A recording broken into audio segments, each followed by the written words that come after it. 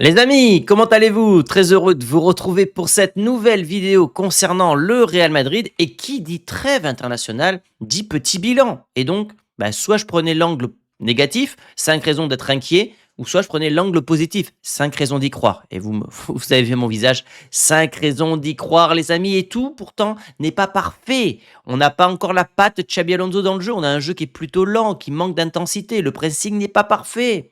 On a eu un énorme échec contre l'Atlético, peut-être l'une des pires défaites à l'échelle nationale de l'histoire du Real Madrid. Mais pour autant, je pense que ce premier bilan est plutôt positif et je vous partage tout ça juste après le générique. Mbappé, bola! Gol! Vini Malvadeza, que golaço! Tranquilo.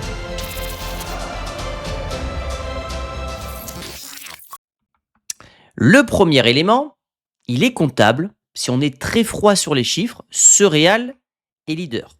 Leader avec 21 points sur 24 possibles. C'est 3 de plus que la saison dernière. Vous le voyez ici. 3 de plus que la saison dernière. Donc ce n'est pas à négliger. On a surtout, alors je vais zoomer un petit peu pour que vous puissiez voir, on a donc 21 points sur 24. On a fait du Bernabéu une forteresse pour l'instant. 4 matchs, 4 victoires, une défaite donc à l'extérieur.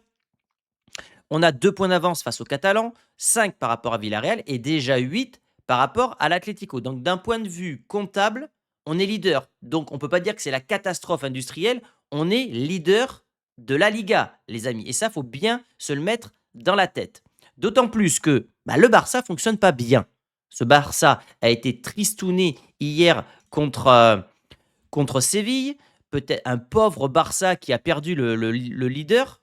Pardon, hop, qui a perdu le leader de la Liga, leadership de la Liga, avec un Barça qui a loupé un penalty, à Lewandowski, un Barça qui défensivement ne va pas bien, à l'image d'un Araujo qui a joué contre son équipe. Vraiment, ce gars est d'une nullité absolue, alors qu'on nous l'a vendu comme l'un des meilleurs défenseurs du monde il y a quelques années. L'histoire ne l'a pas oublié, les amis.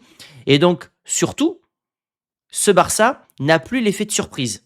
Ils ont beaucoup joué sur ça. L'an dernier, on se disait, mais comment les battre avec cette défense haute qu'avait instauré Flick? Le cheat code commence à être trouvé avec cette passe à ras de terre au second poteau. Beaucoup de clubs l'utilisent contre le Barça. Ça marche à merveille.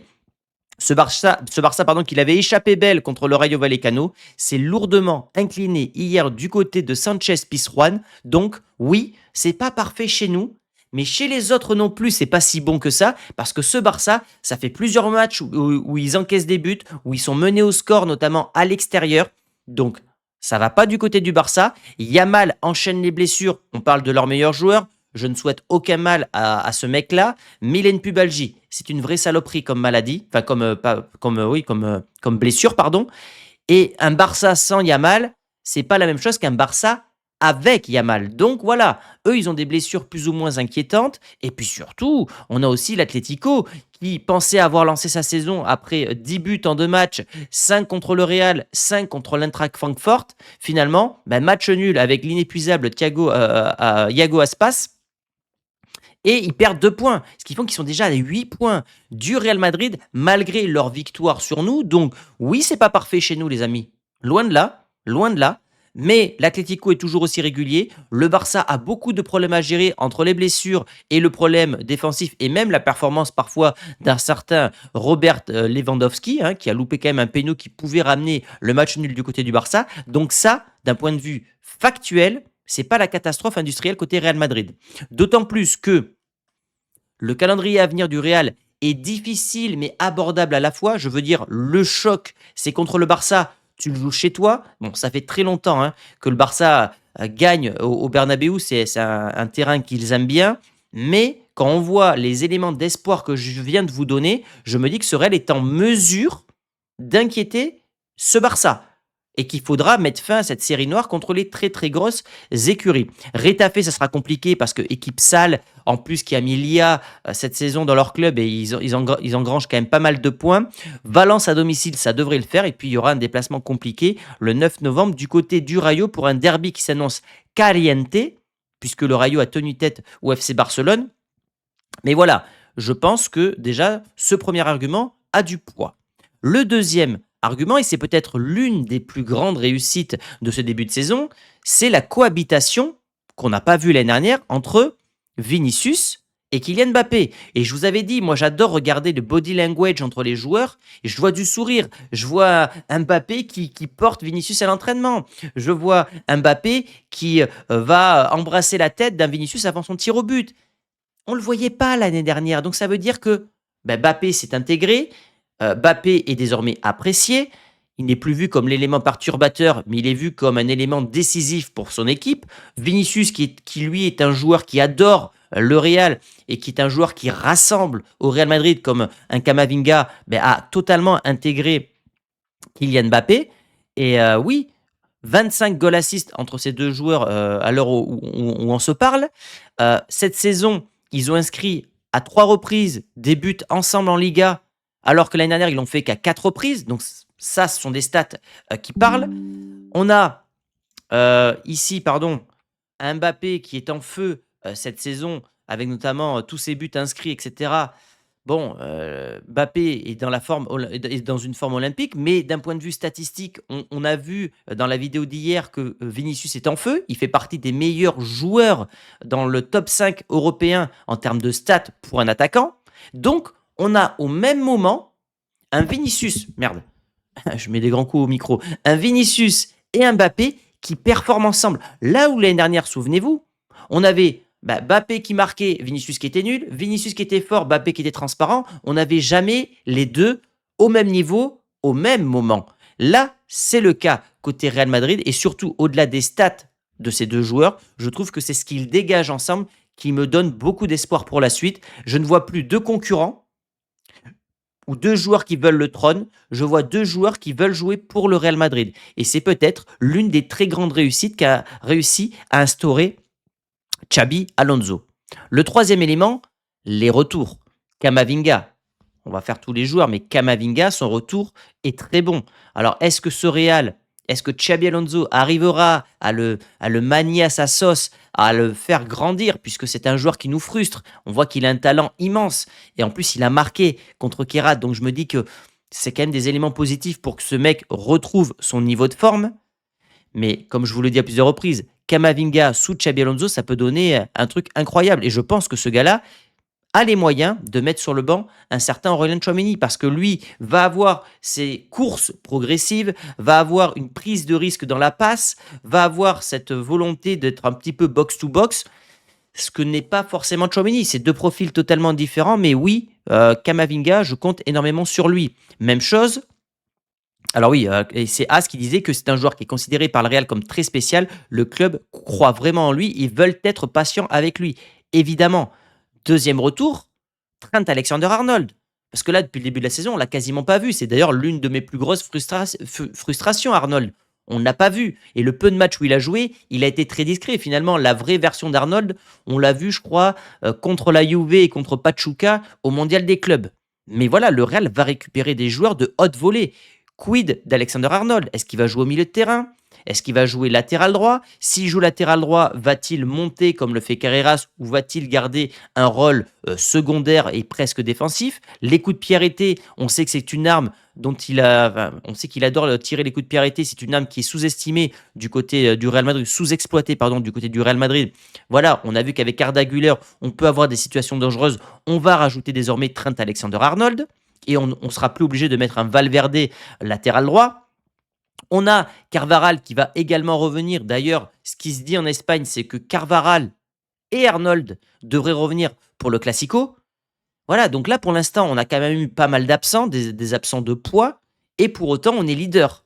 Donc, quand on aura notre effectif au complet, alors est-ce qu'on l'aura? Ça, c'est une grande question, parce qu'il y a toujours des petits tracas, des petits bobos par-ci, par-là, mais les grosses blessures arrivent à expiration. Et donc, je me dis que ce Real est en mesure, avec son effectif au complet, d'être encore plus dangereux. Et d'ailleurs, c'est pas moi qui le dis, on l'a vu samedi. Contre Villarreal, nos remplaçants ont fait changer la rencontre. Bellingham, Brahim Diaz, Camavinga, qui ont été notés par Marca 2 étoiles sur 3. Leur entrée a été très bonne. Et puis évidemment, le dernier, Jude Bellingham. Jude, on ne le présente plus. D'ailleurs, ça fait partie de l'objectif prioritaire de Xabi Alonso pour ce mois d'octobre, réintégrer convenablement Bellingham. Et si on regarde aujourd'hui la presse espagnole, il a joué que 126 minutes. Donc je trouve que d'ailleurs, ça a été bien géré de la part de Xabi Alonso. Finalement, le seul match qu'il a joué titulaire, c'est contre l'Atlético. Ça s'est mal passé. Sinon, 126 minutes, il y a une montée progressive de Jude Bellingham. D'ailleurs, je pense que je ferai un sujet cette semaine concernant Bellingham. Est-ce que le retour de Bellingham inclut forcément que Arda Güler sera mis au placard sur le banc de touche? Ce sera un sujet intéressant de débat que je ferai avec Guillaume. Donc, Bellingham, on sent que c'est l'élément pour moi qui sera le plus important cette saison parce que je pense que lui, pour le coup, il coche vraiment toutes les cases de Xabi Alonso en termes de leadership, d'exemplarité, d'effort sur le terrain. Le fait qu'il va couvrir plusieurs zones, qu'il va presser. Et quand tu vois un mec qui se déchire à côté, tu as envie de faire comme lui. Donc, évidemment que les retours seront un poids non négligeable côté Real Madrid. Quatrième point que je voulais vous évoquer, c'est la progression. Qu'est-ce que j'appelle progression? On a un effectif qui est très jeune. On a fait un mercato qu'avec des jeunes joueurs. Le premier, c'est Mastantuono. Mastantuono vient d'avoir 18 ans. Il a 18 ans, mais il vient de les avoir. Il a commencé quasiment à 17 ans au Real Madrid. Il est titulaire sur 4 des 5 derniers matchs du Real Madrid. Il fait partie du projet, mais surtout, c'est un joueur qui va progresser. Et comment tu progresses à cet âge-là? C'est en jouant. Donc, plus les matchs vont passer, plus ce mec-là va progresser. Ce que je vois, c'est que c'est un mec qui a du caractère. C'est un mec qui tente beaucoup. C'est un mec qui a une confiance en lui qui est assez incroyable. Maintenant, c'est un gars qui perd beaucoup de ballons. Il y a beaucoup de déchets dans son jeu, que ce soit à la passe ou au dribble. Moi, je pense que ce poste d'ailier droit, c'est pas son poste qui lui convient le mieux. Voilà, je pense que c'est un poste derrière les attaquants. Mais c'est un mec qui a une volonté incroyable et qui, dans son jeu sans ballon, est très important pour Xabi Alonso. Beaucoup de volonté et dès lors qu'il va enchaîner les matchs où il va marquer ou faire des passes D, il va débloquer quelque chose et ce gars-là, il faut compter sur lui. Denoysen, des matchs décevants, des matchs où il est bon, joueur avec les passes progressives, avec le plus grand nombre de passes progressives dans le top 5 européen. Très important. Alors lui, il va devoir muscler son jeu, si je dois faire une référence à Aimé Jacquet. Il va devoir gagner des duels défensifs. Être défenseur, c'est pas faire que des passes, mais évidemment que dans le jeu de Xabi Alonso, Denoysen est très important pour la construction du jeu. C'est la première rampe de lancement comme l'était Toni Kroos la saison dernière. Maintenant, ce qu'on demande à un défenseur, c'est de savoir défendre. Ouais. Donc lui va devoir progresser, se muscler déjà physiquement, anticiper les ballons dans la profondeur qui sont pour moi l'un de ses points faibles, mais on parle d'un joueur qui a 20 ans. Donc Mastantuono, 18 ans, Oysen, 20 ans, ces mecs-là vont grandir, vont progresser. En fait, c'est ça qu'il faut comprendre, c'est que on est au début d'un projet et que ces mecs-là vont grandir, vont s'améliorer et on voit qu'ils ont déjà énormément de talent. Et ce que j'aime chez Xabi Alonso, c'est qu'il donne la chance aux jeunes. Il y a de la méritocratie. Les statuts, c'est terminé. Et on en parlera tout à l'heure. Carreras, même chose. Carreras, très bon au début de saison, un peu moins sur les 2 derniers matchs, mais qui est le latéral gauche qui touche le plus de ballons depuis le début de la saison. Très bon, Carreras. Du caractère, alors absent totalement, et je pense que ça lui a mis un coup au moral contre l'Atlético. Pareil, il s'est fait avoir par l'intensité, la rugosité ou la rugueur, je ne sais pas comment on dit, de l'Atlético, pardon, je vais y arriver. Mais oui, très bon. Défensivement, je le trouve parfaitement bon. Offensivement, c'est un joueur qui est proactif, qui va se mettre dans le demi-espace, qui combine avec Vinicius. Enfin, un latéral qui combine avec Vinicius. Donc voilà, évidemment que ce n'est pas encore parfait, mais ça va devenir de plus en plus important. Voilà, vous le voyez au classement. Et enfin, l'autorité du coach. Voilà, je trouve qu'il n'y a pas de statut avec Xabi Alonso. 10 matchs, 10 compos différentes. Voilà, donc ça veut dire des choses, là où sous Ancelotti, ce n'était pas forcément le cas. Il a géré convenablement, je ne vais pas dire parfaitement, mais convenablement le dossier épineux Valverde en le mettant latéral droit ce week-end. Voilà, comme ça, il n'a pas cédé à la pression de la presse qui aurait pu, et à la pression du joueur pour qu'il joue milieu de terrain. J'ai besoin de toi, défenseur droit, tu joues défenseur droit. Même chose pour Vinicius, qui est sorti à de nombreuses reprises pendant cette première phase. Voilà, là aussi, c'est quand même un moment fort d'envoyer un message fort envoyé par Xabi Alonso. Il n'y a pas de statut. Et je trouve que l'autorité du coach est présente. Voilà. Et ça, je trouve que c'est important. Alors, est-ce que il va devoir peut-être jouer avec plusieurs leviers, pas être trop autoritaire, pas trop tactique, mais être proche aussi des joueurs, hein. On sait qu'au Real Madrid, tu as besoin d'être proche de tes joueurs. On l'a vu sous Zidane, 3 Ligues des Champions. On l'a vu sous Ancelotti, 3 Ligues des Champions. Je ne dis pas que c'est la câlinothérapie qui fonctionne au Real, mais tu as besoin d'avoir un point de vue tactique. Donc ça, Xabi Alonso va l'apporter. D'un point de vue autorité, ça c'était par exemple Mourinho. Un petit peu Rafa Benitez, mais lui, il était trop froid, trop rigide, et c'est ce qui a amené à sa perte. C'est pour ça que Xabi Alonso doit jouer avec ses plusieurs leviers pour avoir le profil le plus idoine pour gérer ce vestiaire du Real Madrid, qui est un vestiaire très compliqué à gérer parce qu'il y a beaucoup d'ego, évidemment, d'entourage, qui prennent de plus en plus de place. Mais Vinicius a été bien géré. Je trouve que le seul dossier qui a été mal géré dans l'histoire, c'est Mbappé. En termes d'exemplarité, il aurait dû parfois sortir Mbappé beaucoup plus tôt dans les rencontres, histoire d'envoyer un message aussi aux coéquipiers. Mbappé, pas Mbappé, il a marqué, je le sors, voilà, point barre.